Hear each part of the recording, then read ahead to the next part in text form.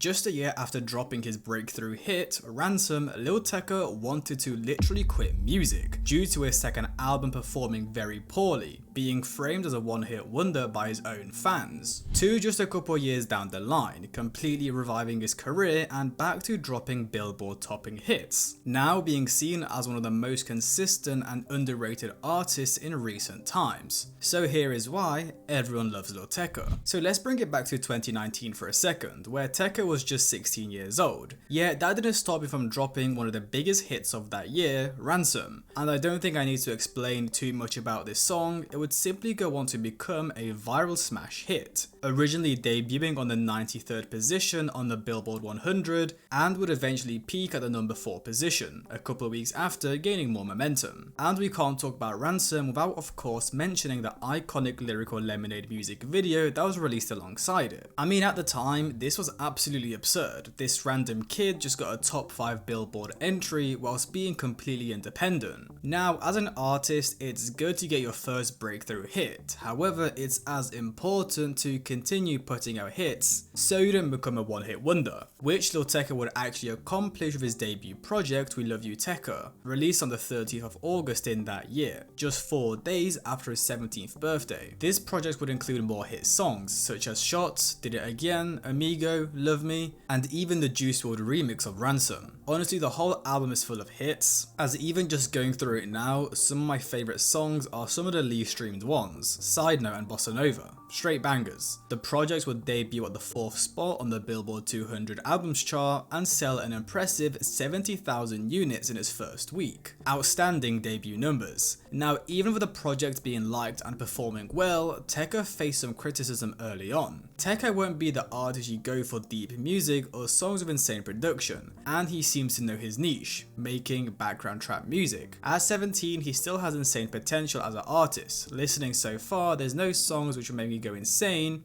but they do serve as decent songs to save to the playlist / background stuff, which at first some of you may see as an insult to his music, calling it background music and in general not having much meaning. But really, this is probably one of Tecca's best attributes in keeping his career alive for the long term. If you have the perfect formula, why would you switch it up? So then let's move into 2019, a year and 1 month after the release of his debut album. Tecca would drop Virgo World, 19 songs with features from the likes of Polo G, Lil Durk, Lil Uzi Vert and Nav. Well, unfortunately for him, this is where things got a little bit sour. The album wasn't perceived well, selling a poor 35,000 units in its first week and debuting at the number 10 spot, basically selling half of his debut project, with Tecca himself on Twitter being quite overwhelmed by the hate. I hope I inspired some of the kids that were just like me with this project. That's all I wanted. If I disappointed you, I'm sorry. Thanks for supporting me even if I let you down, with him later on even suggesting he's going to retire. I love y'all, but this won't be continuing as long as y'all thought. There's like 30 other rappers that sound just like me, you'll be good. It seemed like the pressure of being a rap superstar at 18 was getting to Tecca, but why? Well, firstly, fans are upset with the version of Dolly with Lil Uzi Vert that was released, as it was supposedly not as good as the leaked 2018 version, leaving them disappointed that after a long 2-year wait, they didn't get what they wanted. Bruh, we waited years for Dolly to come out and it's completely changed. They really ruined Uzi's best song. And overall, that album just didn't contain the same hits his debut project did. It still had 2 big songs with Our Time and Out of Love, however, the majority of the songs didn't even break 8 million streams. And from what I can find, most people just didn't find any of the songs to be memorable. They didn't have that same catchy feel like the songs on We Love You Tecca did. Overall, a mediocre album, and compared to his previous drop, a disappointment. It was unfortunate. It must be tough as an 18-year-old to have the pressure of basically dropping another Ransom, or dropping another album with the same amount of hits as We Love You Tecca. But that's the harsh reality of blowing up as an artist. One day people love you, and then next they're trying to tear you down. But even though it seemed like the pressure was getting to Tecca, the following year would get off to a better start. He would drop multiple successful singles, Jet Ski with Lil Mosey, Never Left, left, Show Me Up and repeat it. He would also drop his third album, We Love You Tecca 2, with it really doing the same numbers as Virgo World, or actually slightly worse, selling 30,000 units in its first week and debuting at number 10. Again, not atrocious, but not the same heights he had with his debut album. Now personally, from what I remember back around this time, my thought of Tecca was, like, he isn't an artist where I would go play his albums from start to finish, like someone such as, for example, Juice WRLD. I'm just trying to think of artists from that era Tecca came from. However, I knew I can rely on Tecca to drop multiple fire songs, like singles, a year, with it basically seeming like Tecca was becoming more of a singles artist slash hitmaker than an album kind of artist, which honestly can be a tough decision to make as an artist. Do you be like Tecca and stick with your sound as you know it works, but at the same time people may get bored and the sound may become stale? Or do you experiment, switch up your sound so you can make a full-fledged album with a range of sounds? Something like what Yeat did, where he completely shifted from the rage sound to that, I don't know, industrial 2093 kind of sound,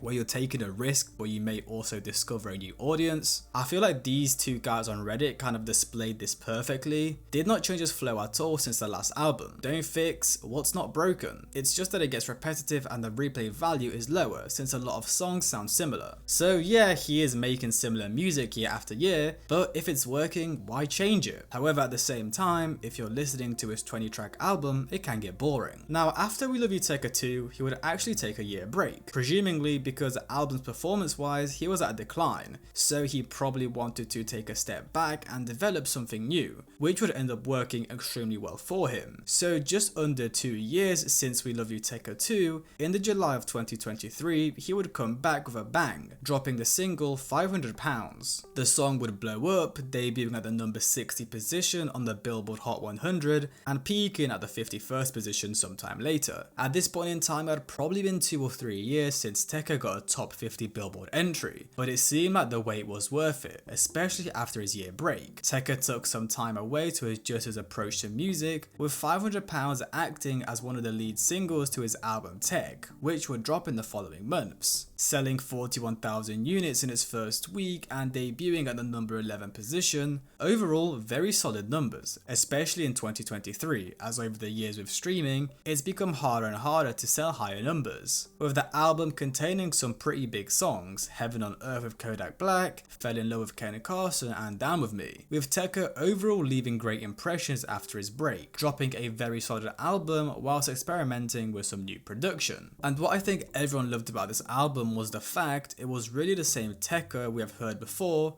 but also slightly different, in a good way. He switched it up, but not too much. If anything, it's sounding way better with this new polished sound. And he pretty much had to do this. The SoundCloud scene he was once part of was completely dead, meaning that whole sound he came up with was dead. And we were heading into this new underground kind of scene with Opium, Yee and Sofago, which I think Tecca adapted to perfectly. He's incorporating his older 2019 sound with this more modern sound, because on Tech there was production from Benny X, Cliff Shane, AM and Thank You Will. As if we compare him to someone like Trippie Redd, whose sound is still that same kind of pop love sound since like 2018, it's a bit stale. And not only is Tecca evolving his style with new producers, he's tapping in with the new artists. He of course had Ken Carson on his project and has many other SoundCloud songs with him too, even one of Destroy Lonely. He produced Sofago's biggest hit, Knock Knock, and also has some songs with him. Kid Laroi, Rich Amiri, you get the point. I also think this is very important to do as an artist. Stay tapped in with a new generation, as it allows you to stay up to date with that style and sound. In 2024, Tecca would have a bit of a quiet year, not really dropping many singles as he usually would, with him dropping Plan A in the September of that year, doing pretty much the exact same numbers as his last project, and receiving solid reviews. As usual, pretty decent and consistent, and funnily enough, he would actually drop on the same day as Future, with a lot of people saying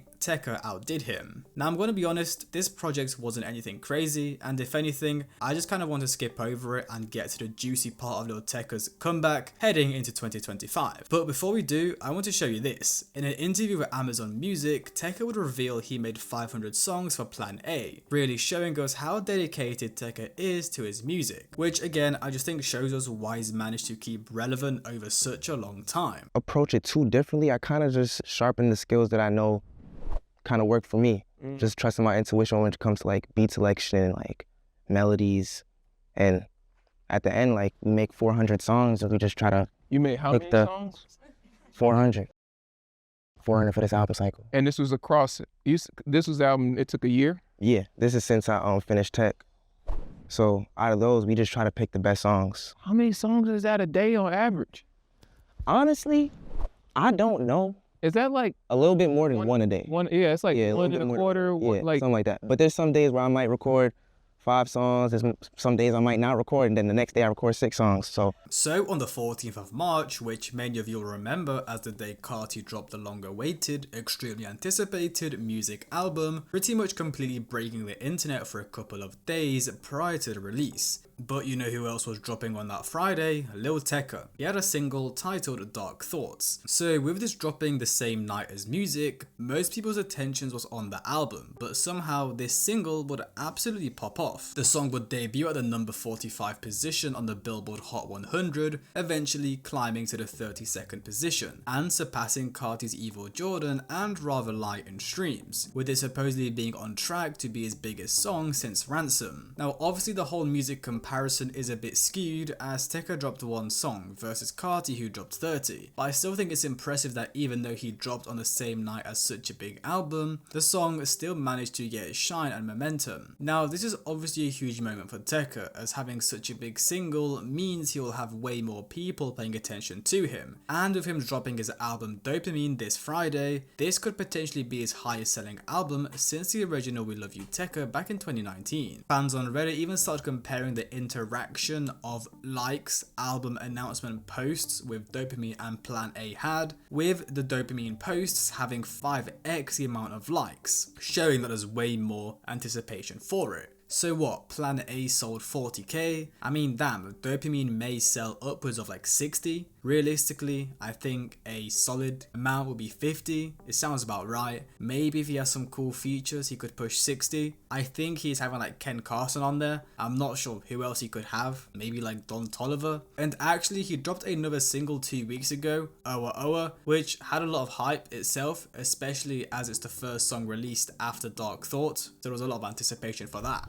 So I'm recording this after that album dropped. I'm recording this new section on Saturday night, a whole day after release. And numbers wise, Dopamine is doing great, but I am seeing some seriously mixed reviews online. Lil Tecca earns the biggest album debut of his career on Spotify with Dopamine, meaning this album outstreams all his other projects on the first day, which is kind of crazy. Could he sell more than We Love You Tecca all the way back in 2019? That would be kind of crazy. Like, he outstreamed Lil Wayne on the first day with Carter 6, and Lil Wayne sold like 120k or something. But there's no way Tecca's gonna sell 100k first week. That would be absolutely insane. I mean, he does have 2 very big singles boosting his streams, but I think like 50 or 60k would be more realistic. And going back to the Lil Wayne thing, I'm pretty sure he had loads of sales because he has pure sales, so people are actually buying the CDs and vinyls. But yeah, I think Tecca could do 60k. That would be great. And now, even though the album is doing good with its streams, I'm seeing a lot of people say it's just not a very good album, like actually music wise, or more like I'm seeing split opinions. It's very mixed. Every song on Dopamine with the Buzz Lightyear gif basically saying they all sound the same. After listening, I can safely say he's not saving the summer, with really just a lot of people saying it's boring, which honestly I think sums up the video perfectly. Yeah, sure, Tecca's albums aren't something you'll play on repeat from start to finish, but he does always have songs that are topping the charts. And really in 2025, I said this in my Carti video, does dropping a great album even matter? Majority of these people get their music from TikTok or just whatever is trending, so as long as Tecca gets some big hits, he's fine. But yeah, from what I'm seeing, Dopamine isn't bad, just not something you're absolutely blown away by. And really, no one expects that from Tecca in the first place. I don't want to sound like I'm repeating myself, but he's just doing his thing, dropping more hit singles, dropping another album full of great vibes, and staying out the way. Like, I'm seeing people on Reddit here saying, oh, he needs to try something different, expand his range, but seriously, why?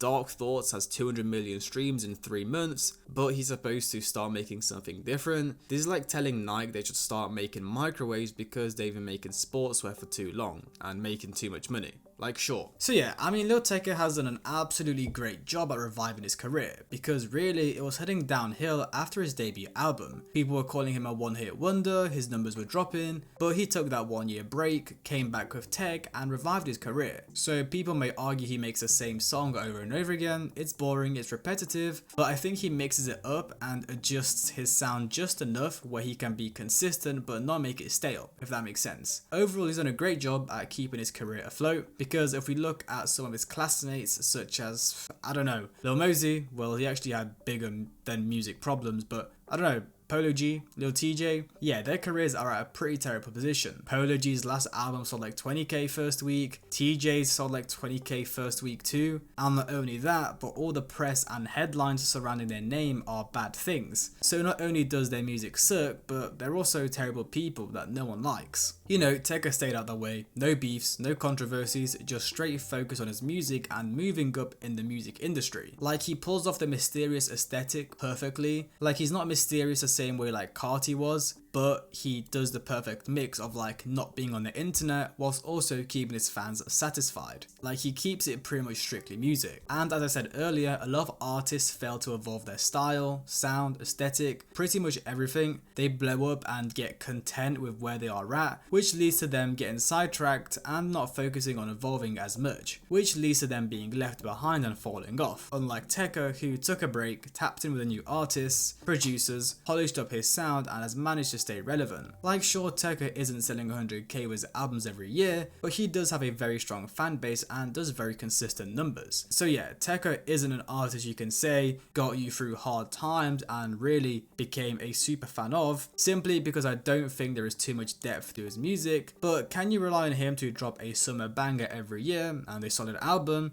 I think so. So hats off to Tecca, hopefully Dopamine is fire and more success to him. I'm presuming by the time I release this video, Dopamine will be out, so let me know what you guys think of the album, and what do you think of Tecca's career in general. I hope you guys enjoyed, like, subscribe, comment, have a great day, and I'll see you guys in the next one.